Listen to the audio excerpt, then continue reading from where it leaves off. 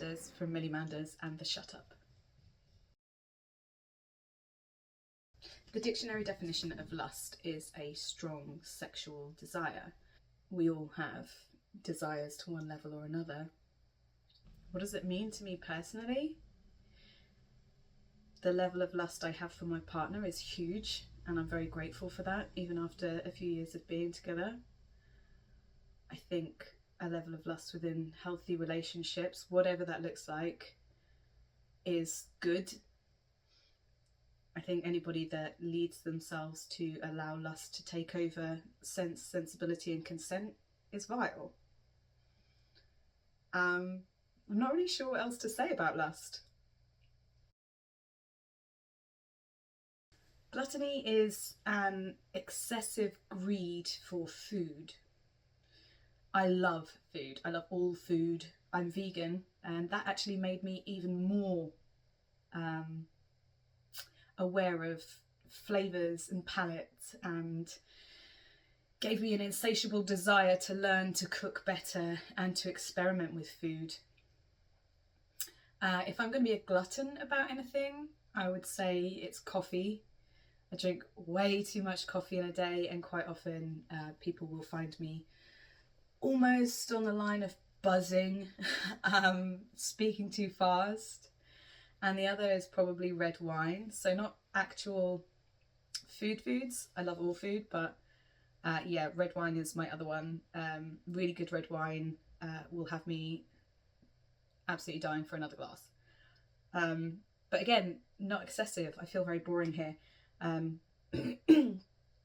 limit is probably a bottle, because I'm a lightweight, and after that you're probably going to find that I am a complete mess and very much need to go home and go to bed. Where to start with greed? I feel like greed is the worst of all of them in a way, because it kind of seeps into all of the other ones in the worst kind of way. Because if you take any of the other sins, to be on the dark side of those is to be completely selfish, is to be greedy for your own means. And that's what it is, isn't it? It's the richest man in the world losing 38 billion in a divorce and still being the richest man in the world, while his employees lie exhausted, having collapsed in the corridors of his warehouses because they have to work that many hours in order to make ends meet. It's taking the food out of the mouths of the people that keep you in that place of power while blaming them for their own misery. Greed is at the top of every chain. It's the reason there are so many suffering in the world. Greed is the worst. War is for greed. Taking somebody without their consent is greed. Being so incomprehensibly rich while your employees suffer is greed. I hate greed, and I personally try to be as giving as I can in every aspect of my life. Obviously we all slip and we all do things we don't feel are the best, but when it comes to greed, I hard try to sideline that.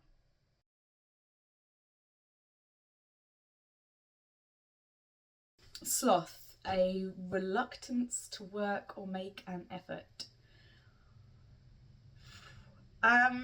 So I have two speeds on this. I'm either hyper-focus and can't stop working, and I will be from dawn till dusk and forgetting to eat and just doing, especially if I'm passionate about a project, I can't help myself. It will just be 10,000 miles an hour.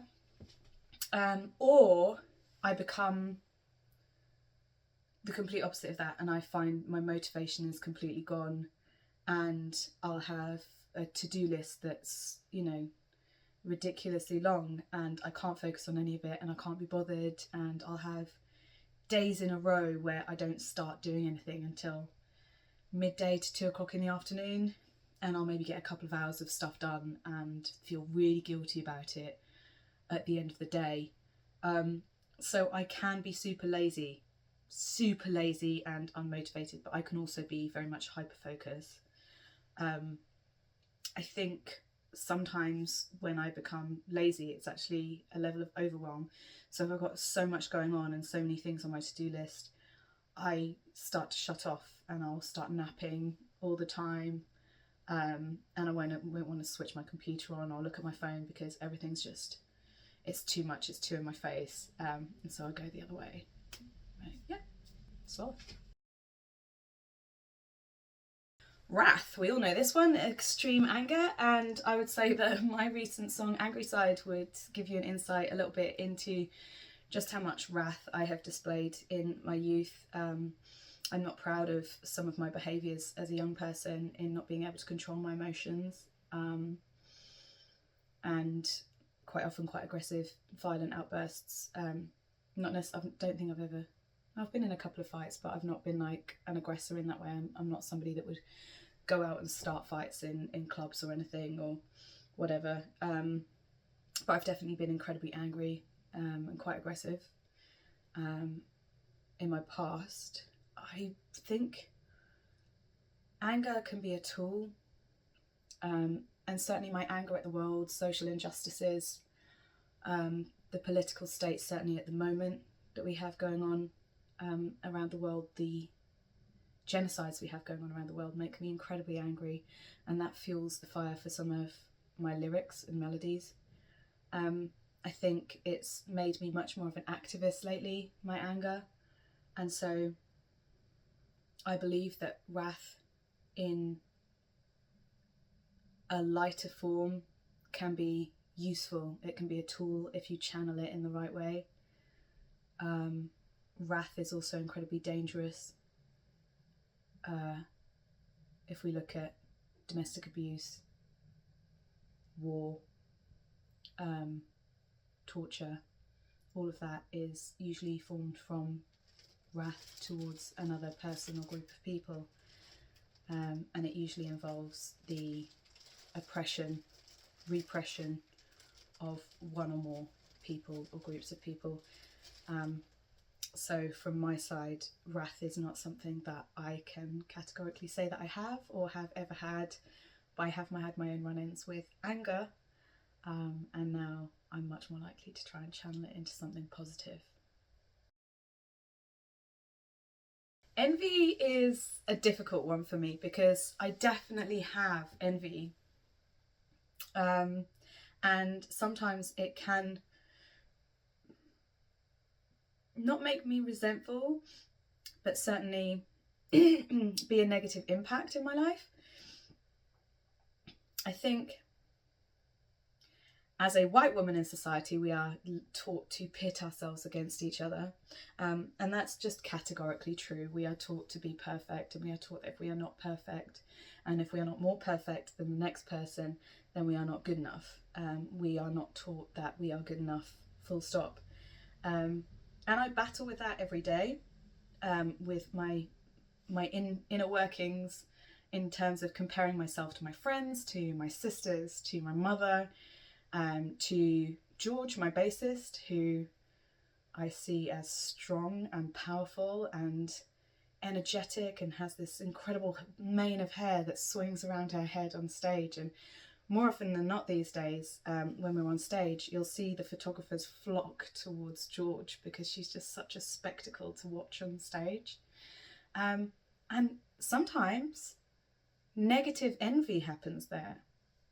And not that it's resentful towards George, but it's resentful towards me, which I think is just as dangerous, because I can then stand on stage and become very much in my own head about whether or not I'm good enough, whether or not I'm performing well enough. Am I being energetic enough? Am I getting the crowd involved enough? Why am I not able to draw attention in the same way? And that's, it's not just envy, that also kind of leads into pride. I touched on pride in envy, in that I become incredibly worried that I'm not doing enough and self-centered about whether or not I'm getting enough attention, be that on stage, in photographs, on social media. I get very caught up in that fear of not doing enough, being good enough, and being out in the world enough. And that can be, I think, a level of arrogance, to be constantly focused on whether or not I am the centre of attention. And I try to check myself in that.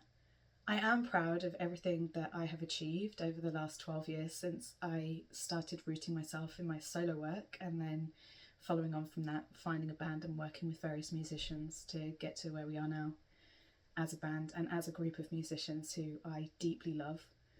I'm proud of our musical achievements and of our songs. But I don't think it's pride in the sense of I feel better than anyone else. I think that there are myriad bands who are as good, if not better, many better bands than us, who don't get the opportunities that we do for whatever reason. And I feel very grateful and very lucky to have the privilege of what I have with my band, with our position within the industry currently, and the opportunities that are presenting themselves on a daily basis. But I am proud of who we are, what we do, what we stand for, and how steadfast we are in all of those things. I've been Millie Manders from Millie Manders and the Shut Up, and it's up to you now. Am I a saint or am I a sinner? You decide.